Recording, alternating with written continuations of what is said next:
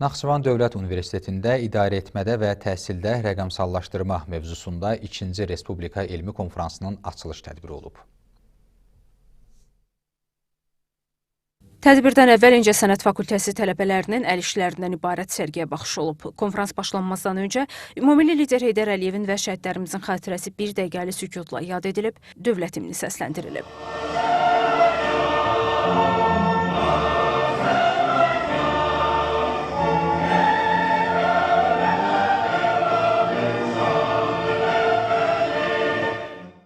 Naxçıvan Dövlət Universitetinin direktoru Elbrus İsayev konfransın təşkilini yüksək qiymətləndirib. Universitetin bu yöndə nümunəvi ali təhsil müəssisəsi olduğunu və ölkədə ilk dəfə elektron təhsil sisteminə keçdiyini, Smart Tələbə Kartı Tələbə Plusun istifadəsinin tətbiqini reallaşdırdığını vurğulayıb. Qeyd edib ki, tədris prosesi və elmi tədqiqatlarda hibrid təhsil qurulub, elmi əsərlər jurnalı elektronlaşıb, universitetdə IBM mərkəzi istifadəyə verilib.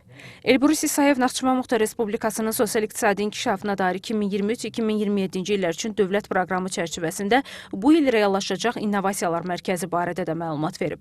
Məqsədin ölkədə rəqəmsal bacarıqlara dair strategiyaya uyğun, əmək bazarının tələblərinə cavab verən yenilikçi kadrlar hazırlamaq olduğunu bildirib.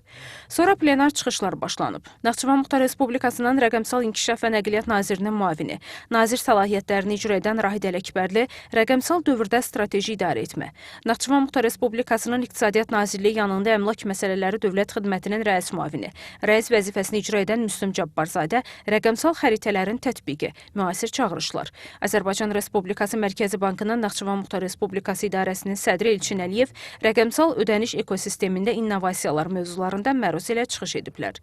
Azərbaycan Dövlət İqtisad Universiteti Zaqatala filialının direktoru, İqtisad elmləri üzrə fəlsəfə doktoru, dosent Raqif Qasımov, təhsildə İKT və rəqəmsallaşdırma, UNEC nümunəsi, Azərbaycan Dövlət Pedaqoji Universitetinin Təlim-Tədris Mərkəzinin müdiri Xalidə Həmidova ali təhsil müəssisələrində strateji planlaşdırmanın nəzərə əsasları və Naxçıvan Dövlət Universitetinin İnformasiya Texnologiyaları şöbəsinin müdiri Hüseyn Əskərlinin Naxçıvan Dövlət Universitetində elektron təhsil və rəqəmsallaşdırma başlıqlı çıxışları dinlənilib.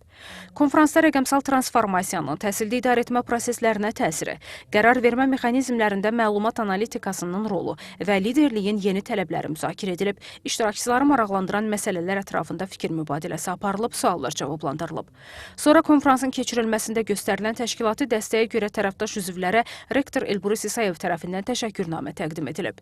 Sonda xatirə fotosu çəkilib. Konfrans öz işini bölmə iclasları ilə davam etdirib.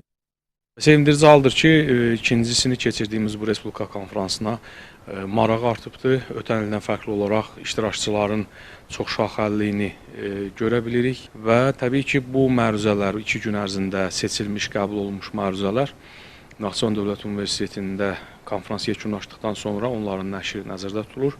Hesab edirik ki, bu hər il keçirilməsi aktual olan bir mövzudur. Ona görə ki, rəqəmsallaşma hər gün yeni yanaşmalarla zənginləşir.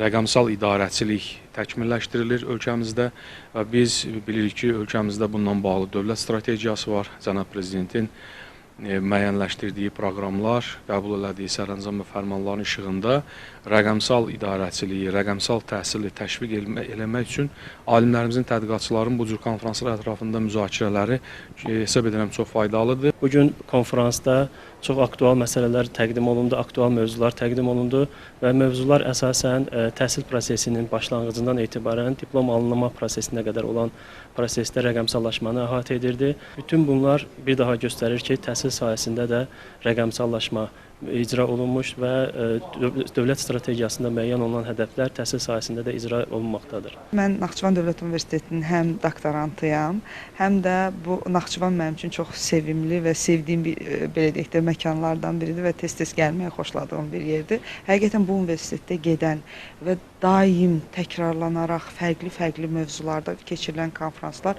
ölkənin və həqiqətən də Naxçıvanın özünün inkişafına çox böyük təkan verir.